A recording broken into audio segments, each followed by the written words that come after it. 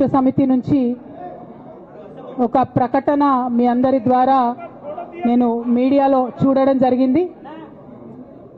మరి బీఆర్ఎస్ నుండి వచ్చినటువంటి ఈ ప్రకటనలో పార్టీ ఎమ్మెల్సీ శ్రీమతి కె కవిత ఇటీవలి కాలంలో ప్రవర్తిస్తున్న తీరుతెన్నులు, కొనసాగిస్తున్న పార్టీ వ్యతిరేక కార్యకలాపాలు బీఆర్ఎస్ పార్టీకి నష్టం కలిగించే రీతిలో ఉన్నందున పార్టీ అధిష్టానం ఈ విషయాన్ని తీవ్రంగా పరిగణిస్తున్నది. పార్టీ అధ్యక్షులు శ్రీ కె చంద్రశేఖరరావు గారు శ్రీమతి కె కవితను తక్షణం పార్టీ నుండి సస్పెండ్ చేస్తూ నిర్ణయం తీసుకున్నారని చెప్పి మరి నాకు ఒక ప్రకటన నిన్న టీవీల ద్వారా అందుకోవడం జరిగింది. మరి నేను పార్టీ నుండి వచ్చినటువంటి లేఖలో ప్రత్యేకంగా 2 అంశాల మీద మాట్లాడదలుచుకున్నాను.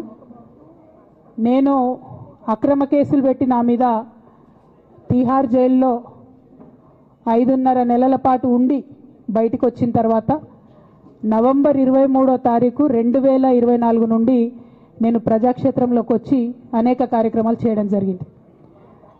మరి నేను చేసినటువంటి పనులలో మొట్టమొదటిది ఒక బిడ్డ హాస్టల్లో చనిపోతే ఆమెను విజిట్ చేసి, అట్లానే గురుకులాల్లో జరుగుతున్నటువంటి అన్యాయాల మీద మొట్టమొదటి కార్యక్రమం తీసుకొని నేను మాట్లాడినా. ఆ తర్వాత బీసీలకు జరుగుతున్నటువంటి అన్యాయం, కాంగ్రెస్ పార్టీ మేనిఫెస్టోలో ఇచ్చినటువంటి 42% హామీ కోసము పెద్ద ఎత్తున నేను పనిచేయడం జరిగింది.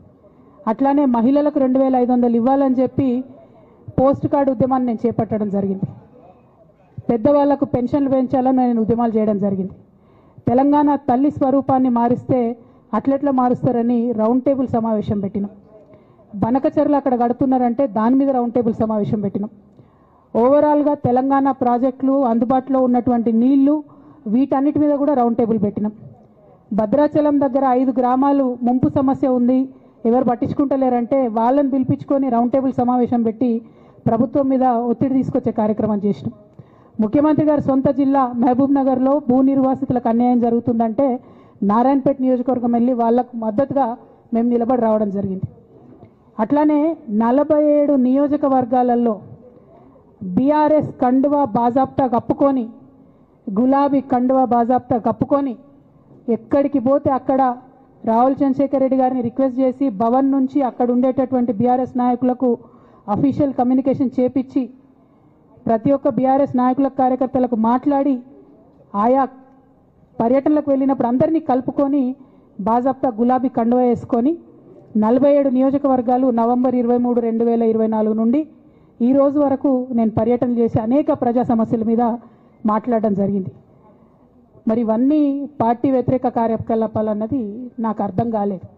ఎట్లా వ్యతిరేక కార్యకలాపాలు అవుతాయన్నది కూడా ఒకసారి పార్టీ పెద్దలు పునరాలోచించుకోవాలని చెప్పి నేను రిక్వెస్ట్ చేస్తూ ఉన్నాను. అదేవిధంగా మరి